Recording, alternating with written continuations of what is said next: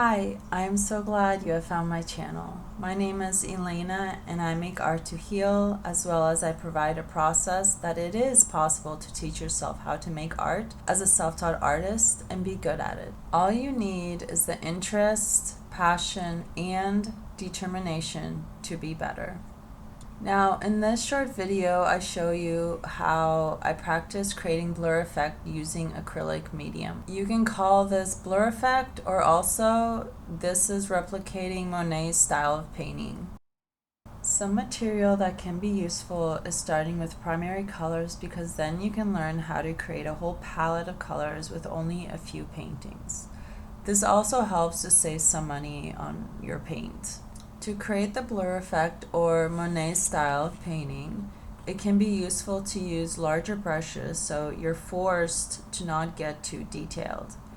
It might also be useful to look into slow drying acrylic fluid if you're a beginner, so your paint doesn't dry too fast as you're working and you're given more time to actually focus on the process and not rushing through it.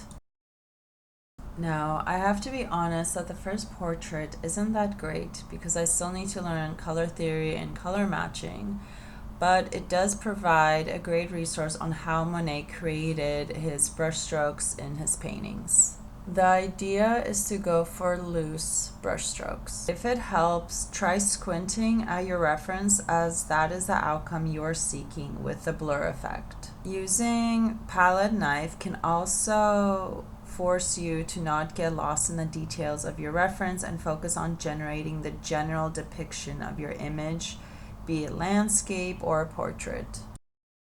When using a brush or knife, notice how I use the flat side of the brush to create strokes, or the flat side of the knife to create the strokes. I also create the strokes in line near to how the color looks. This forces me to angle my brush and hand to how I want the stroke shape to be angled at to create that depth or lightness depending on what color I am using. I personally like using a palette knife because it forces me to use smaller, shorter strokes. As well, I use my whole arm to depict the angles of the drawing.